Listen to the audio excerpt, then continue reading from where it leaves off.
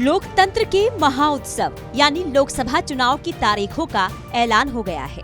प्रदेश में छठे फेज में चुनाव होने हैं। ऐसे में सभी सियासी पार्टियां या तो अपने कैंडिडेट के नामों का ऐलान कर चुकी है या फिर कर रही है।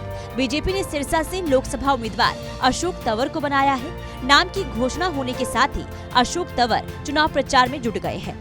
दिल्ली से सिरसा जाते हुए रोहतक पहुंचने पर बीजेपी कार्यकर्ताओं ने अशोक तंवर का जोरदार स्वागत किया। वहीं अशोक तंवर ने भी जमकर कांग्रेस पर निशाना साधा। वहीं अशोक तंवर ने कहा कि मैं पार्टी में नया जरूर हूं, लेकिन चुनाव को लेकर मेरी कोई कंडीशन नहीं थी। कांग्रेस पर निशाना साधते हुए अशोक तंवर ने कहा कि बीजेपी 400 पार पर लड़ाई लड़ रही है। वहीं कांग्रेस के पास चुनाव में उम्मीदवार खड़े करने के लिए भी कोई नहीं है। इतना ही नहीं, बीजेपी नेता ने कहा कि रोहतक लोकसभा सीट कोई हॉट सीट नहीं है। बीजेपी प्रदेश में लोकसभा की सभी 10 सीटों पर जीत दर्ज करेगी। देखिए, पार्टी जरूर नहीं ज्वाइन करी थी, लेकिन भारतीय जनता पार्टी ने, भारतीय जनता पार्टी के शीर्ष नेतृत्व ने, सिरसा की जनता ने, सिरसा के संगठन ने, भारतीय जनता पार्टी के सभी वरिष्ठ नेताओं ने, उन्होंने हमारा संघर्ष देखा है, हमारा काम करने का तरीका देखा है। और मैं समझता हूँ कि और उन्होंने ये भी देखा कि किस तरीके से कांग्रेस पार्टी परिवारवाद को बढ़ावा देती है, किस तरीके से गैर राजनीतिक पारिवारिक पृष्ठभूमि के साधारण परिवारों से निकले हुए किसान, मजदूर, गरीब फौजी के बेटे बेटियां, उनका किस तरीके से शोषण होता है। वहाँ मेरे जैसे लाखों लोगों का शोषण हुआ है।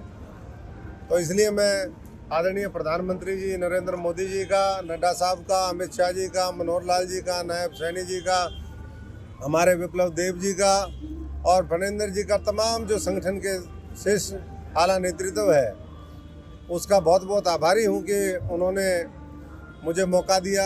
वहीं रोहतक के बाद अशोक तंवर पहली बार फतेहाबाद पहुंचे, जहां हजारों की संख्या में पहुंचे उनके समर्थकों ने भव्य स्वागत किया। इस मौके पर अशोक तंवर कांग्रेस पर जमकर बरसे और कहा कि मोदी जी के नेतृत्व में बीजेपी 400 सीटों का लक्ष्य पूरा करेगी। साथ ही कांग्रेस और इंडिया गठबंधन को लेकर कहा कि जीतने की गारंटी केवल मोदी जी की है और हारने की गारंटी इंडिया गठबंधन की है। वहीं कांग्रेस नेत्री कुमारी शैलजा की सिरसा से चुनाव लड़ने पर कहा कि जिसने 20 वर्ष पहले मैदान छोड़ दिया, लगता नहीं वापस लौटेंगे। एक एक कार्यकर्ता, एक एक नेता भारतीय जनता पार्टी के, और सबसे बड़ी बधाई सिरसा की जनता की है। मैं समझता हूं कि जनता जो फैसला करती है उसी के हिसाब से बीजेपी का शीर्ष नेतृत्व फैसला करता है। आज विकसित भारत 2047 तक बने, उसकी बुनियाद जिस तरीके से पिछले 10 वर्षों में आदरणीय देश के प्रधानमंत्री नरेंद्र मोदी जी ने रखी, प्रदेश में मनोहर लाल जी ने रखी, मैं समझता हूं कि ये उसी का नतीजा है। ये उसी विश्वास की गारंटी है कि आज पूरा दिल्ली से मैं चला था और सब जगह इसी तरीके से गर्मजोशी के साथ वो हुआ। और कहते हैं सर्दी में गर्मी का एहसास आप देख सकते हैं कि अभी तो गर्मी आई नहीं, लेकिन पसीने छूट रहे हैं। जब हमारे पसीने छूट रहे तो इंडिया अलायंस का क्या होगा।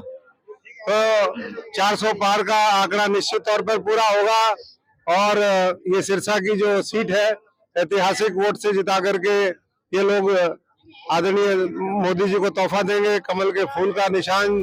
बहरहाल चुनावी बिगुल बज चुका है। सभी पार्टियां मैदान में उतर चुकी हैं और सबके अपने अपने दावे हैं। अब तो 4 जून को ही पता चलेगा कि किसमें कितना दम है।